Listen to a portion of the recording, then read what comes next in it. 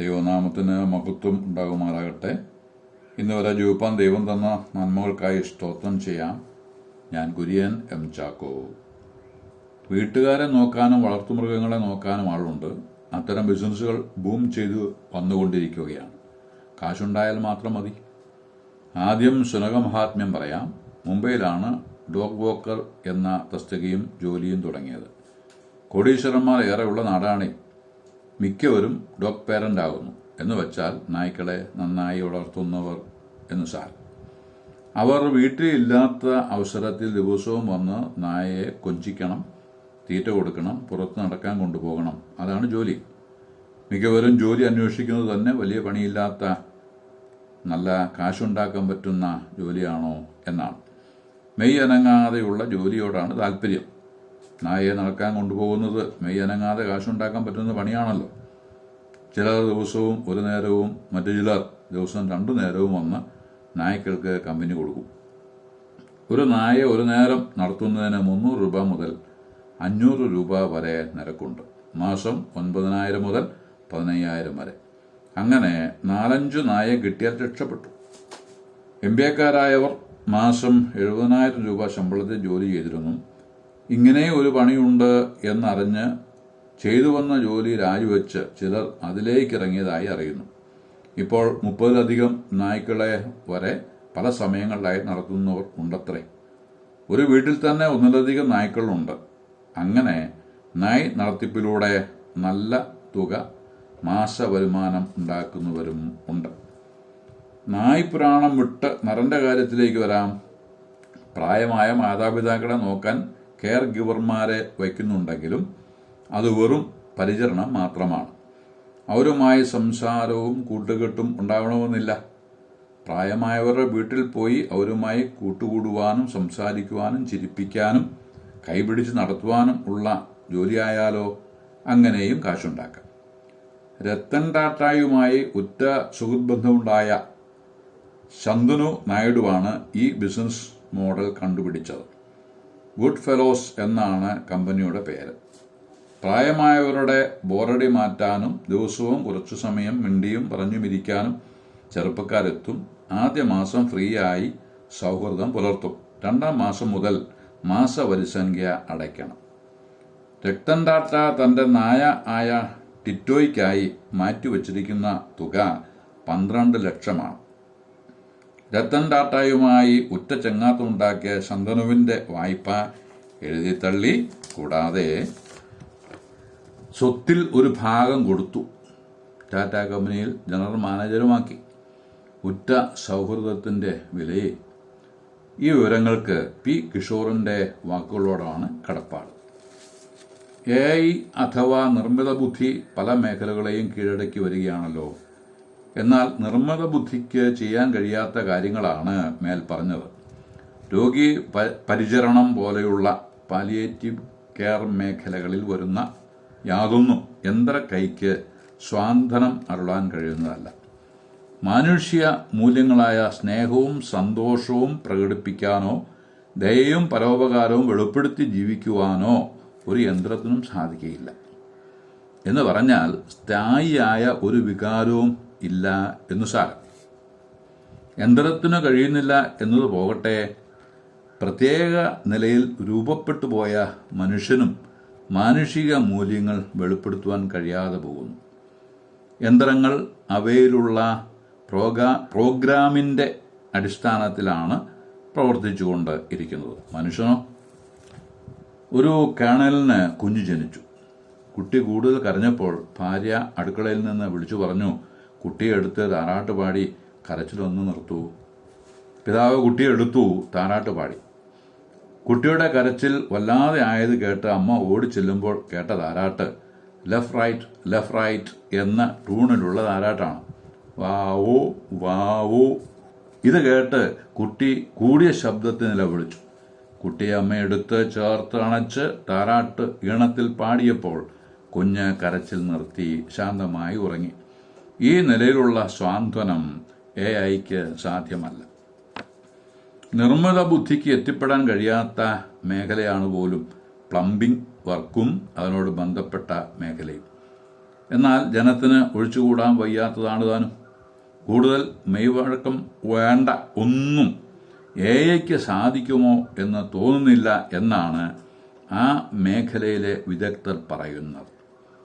ഏത് കാലത്തുമുള്ള മനുഷ്യൻ്റെ ഏതു നിലയിലുള്ള വളർച്ചയും ദൈവത്തോട് മത്സരിക്കാനായിട്ടാണ് മനുഷ്യർ ഉപയോഗിക്കുന്നത്.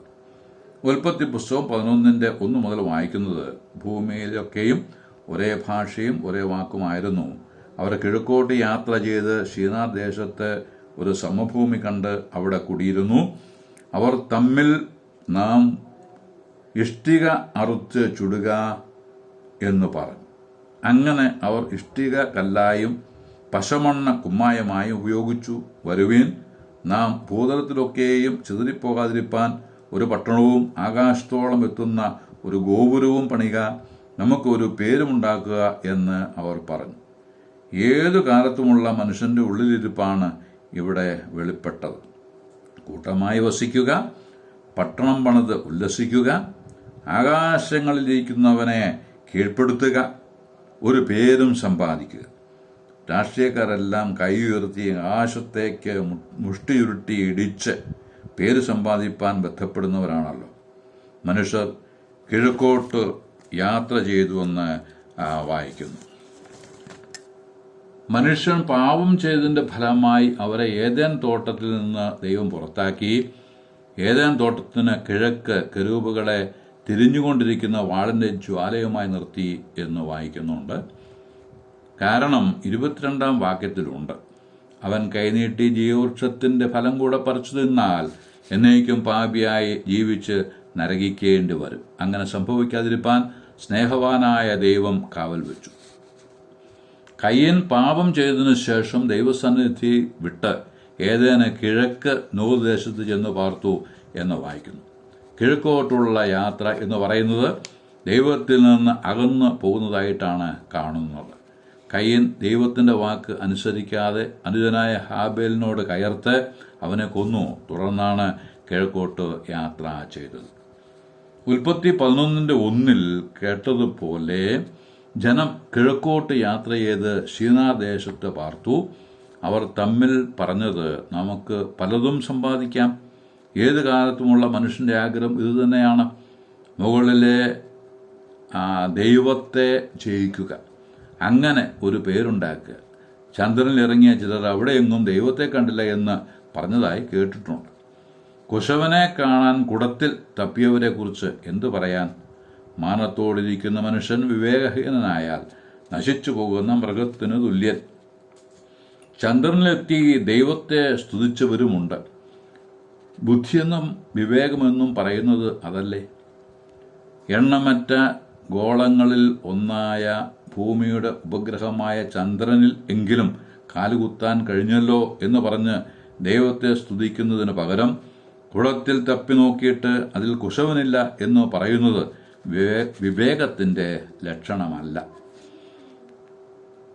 ലോത്തിനെ കുറിച്ച് ഉൽപ്പത്തി 13:11 വായിക്കുന്നത്, ലോത്ത് യോർദാൻ അരികെയുള്ള പ്രദേശം തിരഞ്ഞെടുത്തു. ഇങ്ങനെ ലോത്ത് കിഴക്കോട്ട് യാത്രയായി. ഒടുവിൽ ഭവിച്ചത് അറിയാമല്ലോ. അബ്രഹാമിൻ്റെ വെപ്പാട്ടികളുടെ മക്കൾക്കും അവകാശങ്ങൾ കൊടുത്തതിനു ശേഷം അവരെ തൻ്റെ മകനായ ഇസ്ഹാക്കിൻ്റെ അടുക്കൽ നിന്ന് കിഴക്ക് ദേശത്തേക്ക് അയച്ചു എന്ന് ഉൽപ്പത്തി 25:6 വായിക്കുന്നു. ഈ നിലയിൽ ദൈവത്തിൽ നിന്ന് അകന്നുപോയ മനുഷ്യനെ തിരികെ വിളിച്ചുകൊണ്ട് ദൈവാലയത്തിൻ്റെ വാതിൽ കിഴക്ക് വശം വച്ചിരുന്നു എന്ന് ഹെസ്കേൽ 47:1 വായിക്കുന്നു. കാലത്തിൻ്റെ തികവിൽ കന്യകയിൽ ജാതനായ കർത്താവായ യേശു യഹൂദയിലെ ബേത്ലഹേമിൽ ജനിച്ച ശേഷം കിഴക്ക് നിന്ന് വിദ്വാൻമാർ യെരൂശലേമിലെത്തി. അവൻ്റെ നക്ഷത്രം കിഴക്ക് കണ്ടു എന്ന് പറഞ്ഞു.